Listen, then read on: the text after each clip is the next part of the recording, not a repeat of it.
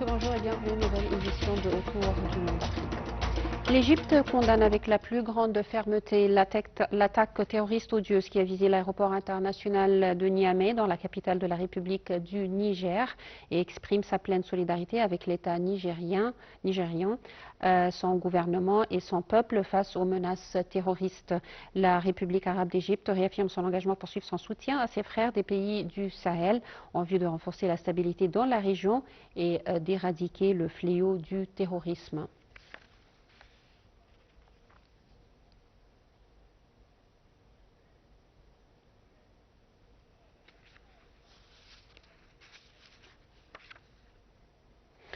Au Niger, l'organisation terroriste Daesh a revendiqué l'attaque menée dans la nuit du 28 au 29 janvier contre l'aéroport international du Riamé de Niamey. Les assaillants ont pris pour cible la base 101 de l'aéroport, entraînant de violents échanges de tirs avec les forces nigériennes.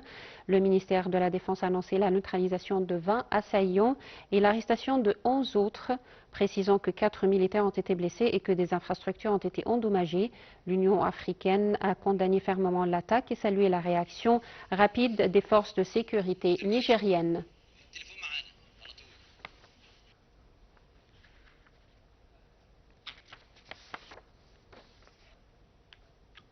Et pour parler davantage de ce sujet, nous avons le plaisir d'avoir avec nous en ligne Monsieur le Général Ibrahim Choukri, analyste politique. Alors bonjour Monsieur. Madame Réhan, bonjour. Alors, Monsieur le Général, en fait, bien sûr, on parle d'une attaque terroriste odieuse. Tout d'abord, j'aimerais savoir comment vous voyez l'importance d'une coopération entre les différents pays africains pour faire face à ces groupes terroristes qui sévissent dans plusieurs régions en Afrique. Bon, vous voyez, il y a quelques points fondamentaux pour parler de ce sujet-là. Premièrement, nous, comme l'Égypte, nous sommes bien sûr contre toute attaque terroriste, n'importe où et par tout le monde. Deuxièmement, nous, comme Égyptiens aussi, nous insistons à bien garder la sécurité et la paix au niveau de tout le continent, de tout le continent africain, mais surtout les pays africains, tous les peuples africains. Nous aimerons de vivre en paix, mais aussi en développement durable. Troisièmement, cette attaque contre le Niger, c'est une attaque qui vise à pousser le gouvernement là-bas de bien faire des positions politiques ou diplomatiques contre la volonté du gouvernement et du peuple. Alors, ce sont des actes terroristes qui visent à faire un changement ou déplacement des positions politiques d'un pays par force. C'est-à-dire, souvent il y a des changements par force, comme il y a des changements aussi par pression économique et politique. Ça, c'est la deuxième phase que nous en parlons, c'est changement par force, c'est-à-dire faire des attaques, forcer un gouvernement de faire des changements selon la volonté des autorités qui cherchent cette attaque, c'est-à-dire la volonté des criminels qui sont derrière cette attaque. Bien sûr, je parle d'une attaque qui cause aussi des problèmes, beaucoup de blessés, des morts, et bien sûr beaucoup de dommages aussi économiques et matériels. Ce genre d'attaque terroriste, nous utilisons encore ces actes, mais l'Égypte, vous voyez, elle a commencé maintenant d'être le chef ou le membre du Conseil de sécurité au niveau des Nations Unies même et au niveau de l'Afrique auparavant. Donc nous pouvons aussi avoir une présence, c'est-à-dire présenter notre refus de tout ce genre d'attaque, être en coopération avec nos pays africains en n'importe quelle sorte d'aide. C'est-à-dire nous présentons l'aide, la coopération dans tous les domaines, surtout les domaines de sécurité. N'oublions pas que les Égyptiens sont présents au niveau de plusieurs pays africains, une forme de coopération, même logistique ou informatique contre n'importe quel terroriste.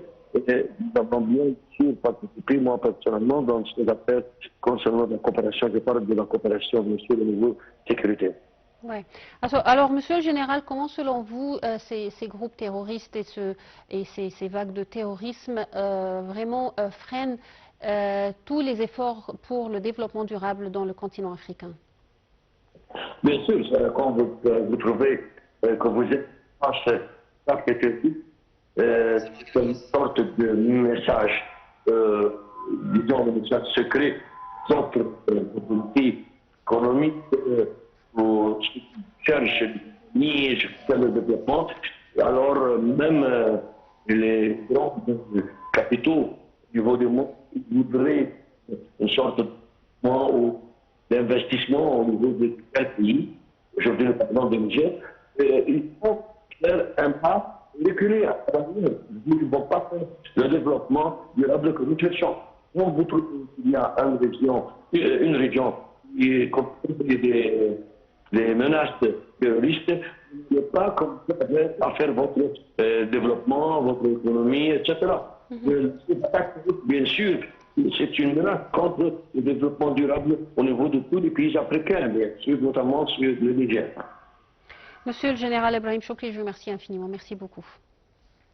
Le nord du Maroc fait face à de graves inondations provoquées par des précipitations exceptionnelles entraînant la suspension des cours, des évacuations préventives et d'importantes perturbations de la circulation, notamment dans les provinces de Larache, Sidi Qassem et Tounante. Les détails dans ce commentaire.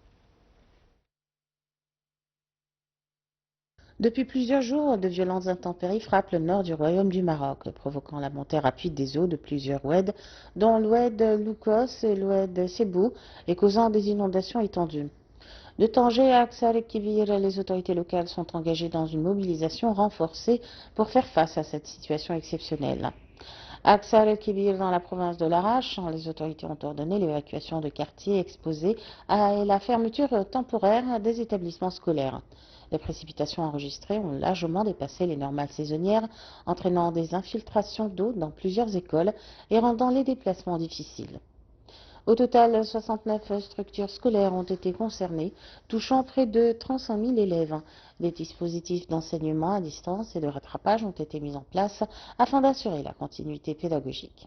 Les forces armées royales, la protection civile, la police et les autorités locales ont été déployées pour assister les populations, sécuriser les zones menacées et installer des barrières de protection.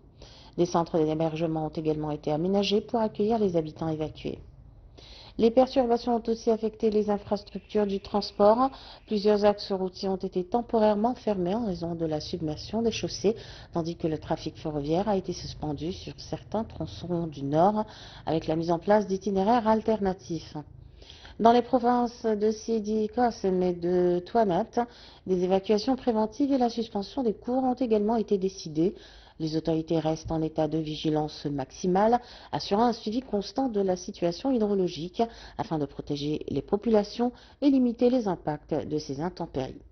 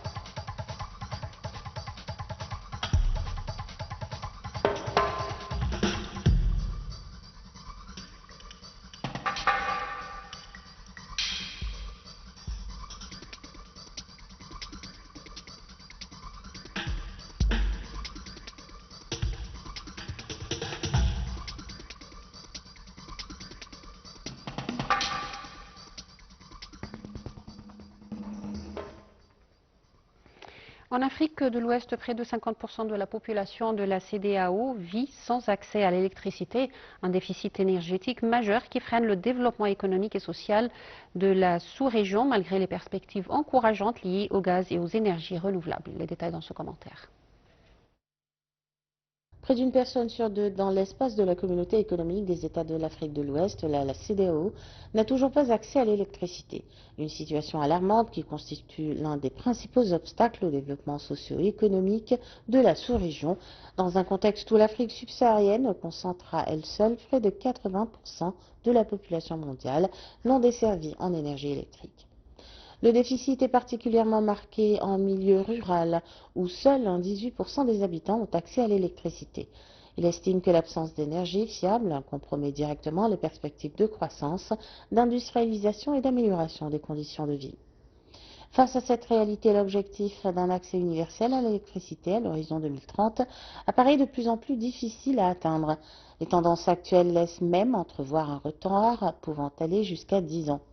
Pour combler ce fossé, les experts soulignent la nécessité d'accélérer la transition vers le gaz naturel et les énergies renouvelables. Des signaux encourageants émergent toutefois dans la région, notamment avec les récentes découvertes de gaz au Nigeria, au Sénégal, en Mauritanie, en Côte d'Ivoire et au Ghana. Le projet stratégique du gazoduc Maroc-Nigeria, appelé à traverser 13 pays ouest-africains, pourrait également jouer un rôle clé en renforçant l'intégration énergétique et la connexion des réseaux électriques. Certains États montrent déjà des avancées notables. Le Sénégal, par exemple, affiche un taux d'accès à l'électricité de 84% et ambitionne une couverture totale grâce à l'extension de ses infrastructures. Pour la CEDEAO, la réussite des grands projets énergétiques sera déterminante afin de sortir des millions de personnes de la précarité énergétique et soutenir un développement durable et inclusif. L'Algérie franchit une étape majeure dans le développement de son secteur minier avec l'inauguration d'une ligne ferroviaire stratégique reliant les gisements de fer du sud-ouest aux régions industrielles du nord, un projet destiné à renforcer la souveraineté économique du pays et à soutenir sa montée en puissance sidérurgique. Les détails dans ce commentaire. L'Algérie a inauguré une nouvelle ligne ferroviaire minière reliant les villes de Béchar, Beni Abbès et Tindouf au gisement de fer de Gara Djebilet dans le sud-ouest du pays. Longue d'environ 950 km, cette infrastructure est la plus étendue jamais réalisée dans le domaine minier en Algérie et a été financée intégralement par l'État. Le président algérien Abdelmadjid Tebboune, qui a présidé la cérémonie d'inauguration, a qualifié le projet d'accomplissement stratégique et historique, soulignant son importance pour le développement national et l'intégration économique du Grand Sud. Cette ligne ferroviaire permettra le transport du minerai brut vers les zones industrielles du Nord, facilitant ainsi l'exploitation à grande échelle du gisement de Gara Djebilet. La production annuelle du site est estimée dans un premier temps à 3 millions de tonnes, avec des projections atteignant 20 millions de tonnes à l'horizon 2032, puis 50 millions de tonnes d'ici 2040.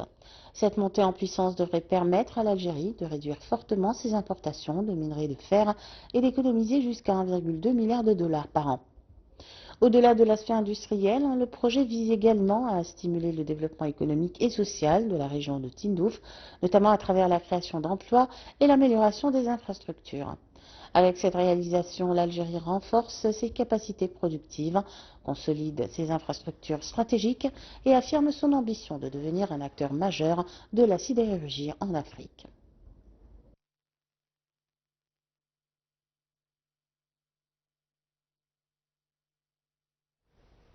Avec cette nouvelle, mesdames, nous parvenons au terme de cette édition de Autour du monde Afrique. Je vous remercie pour votre attention. Bonne journée à tous.